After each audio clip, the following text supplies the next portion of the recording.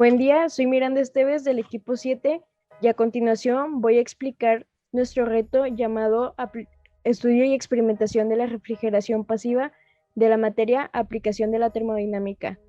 Nuestros integrantes son Abraham Franco, que es nuestro líder, Diego Fernández, que es creativo, Juan Martín de León, que es el coordinador, y su servidora, que soy secretaria.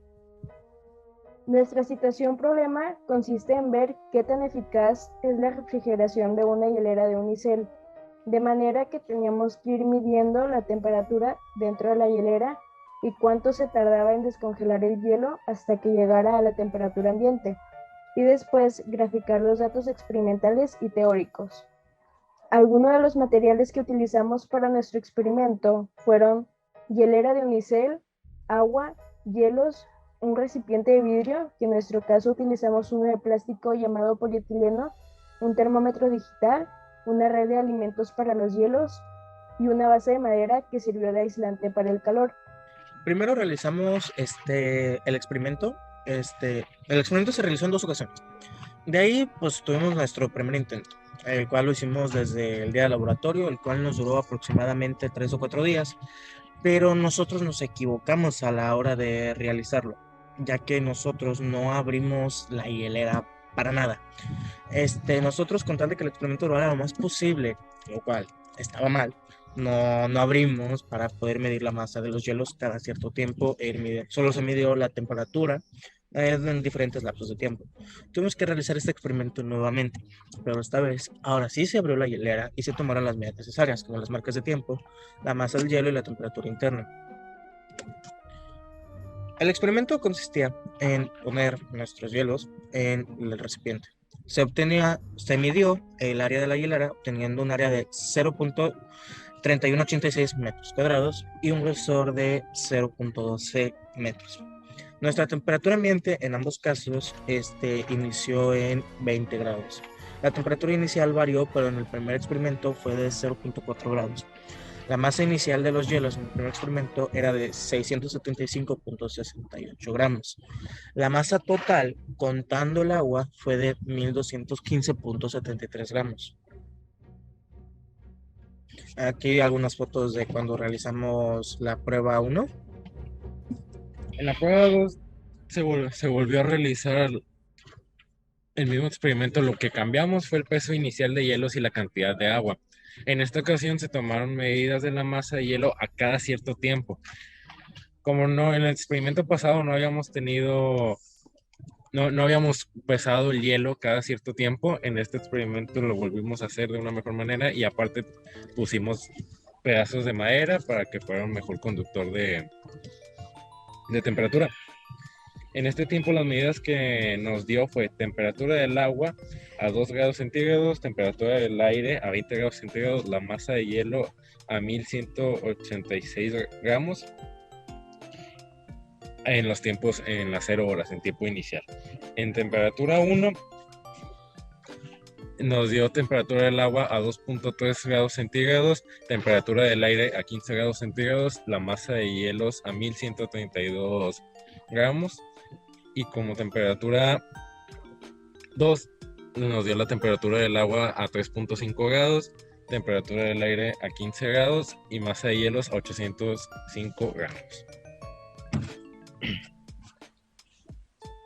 Los datos que nos dieron fue a las 4 horas y media, la temperatura del agua nos dio a 3.5 grados centígrados, temperatura del aire a 15 grados, la masa de hielos a 805 gramos. A las 6 horas y media nos dio de temperatura del agua 4.3 grados centígrados, temperatura del aire 15 grados centígrados y masa de hielo 636 gramos. Aquí tenemos la tabla de la gráfica. La tabla la tenemos en segundos y la masa de los hielos en kilogramos, y la gráfica está en T por M. De la gráfica obtuvimos la ecuación de Y es igual a menos 0.002x más 1.1661. En el cálculo de K tenemos que K es igual a 0.01258 watts sobre masa por grados centígrados.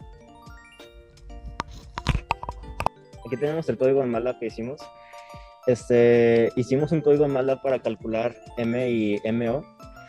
Aquí arriba tenemos el conjunto de tiempos en que se tomaron las mediciones. Después se calculó el cuadrado de cada dato. Después calculamos su suma.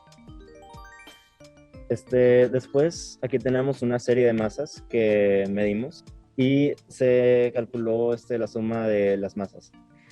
Y n es igual a 5, lo cual es el número de datos que grabamos.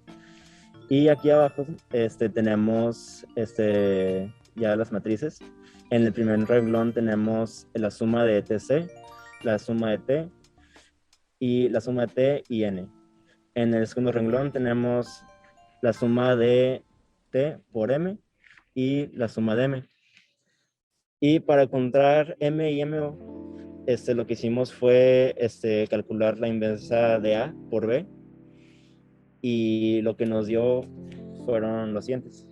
Para M nos dio menos 2.2623 por 10 a la menos 5.